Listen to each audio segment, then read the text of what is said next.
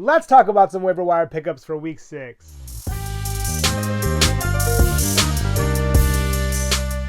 Number 1 on my list is Jaden Ivey. Ivey started off the year coming off of the bench, and he was a little bit shaky. Then he had an illness and missed a few games, but since he's returned back into the lineup, he's definitely settled down. He started the last 4 games, and he's made a solid case to keep his spot in the starting lineup. Over the first 6 games of this season, he averaged around 21 minutes per game, scored around 12 points per night, had 2.5 rebounds, 2.5 assists per game, and also had 1.2 stocks. He also made 1.5 3-pointers per game and shot at around 49% from the field. But over his last 5 games, he's seen a big uptick in his minutes, and that has led to an increase in production. He's averaging around 31 minutes per night, scoring around 15.5 points per game, nearly 3.6 rebounds per night, 4 assists, and still has 1.2 stocks per night. He did see a dip in his 3-point makes, making only 1 per night, but he is shooting 56% from the field. As for the dip in 3-point makes, I think that's temporary. To begin the year, he shot at around 41% from 3. Right now, he's shooting at around 29% from 3, so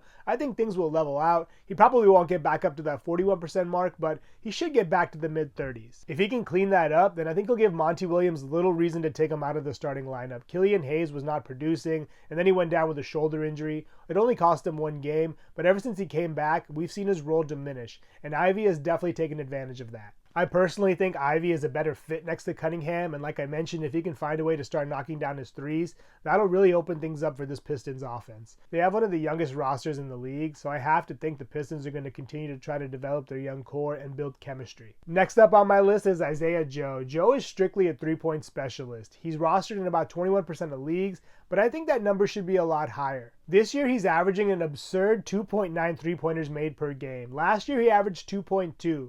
And he's doing all of this in 20 minutes. He's benefited from nights when SGA hasn't played and has been rested, and I think the Thunder are going to continue to rest their superstars, so Joe should have nights where he can pop off. I know it seems like Joe is kind of emerging out of nowhere, but he's been a sniper going back to his college days in Arkansas when he had about 3.5 3-pointers per game, and he made around 38% of his shots, so he's definitely very talented, and I think as long as he gets more minutes and can continue to knock down his shot, he should be worth rostering. So if you're looking for a guard that can give you elite 3-point shooting, good percentages, and get you close to 1 steal a night, then Joe is definitely someone to give a look at. Last on my list is Matisse Thybulle, another specialist. This guy is a pure 3-and-D guy. If you haven't seen any of his clips, he has some mad hops. He's only rostered in about 13% of leagues, and if you're in need of defensive stats, I would definitely give him a look. For his career, he averages around 1.5 steals per game and around 0.8 blocks per game. He won't get you much by the way of points or assists or rebounds, but he can make 3-pointers, making about 1 a game, and he's proven to have elite upside in terms of defensive production. It's typically been kind of difficult for Thybulle to find consistent minutes because of his lack of scoring, but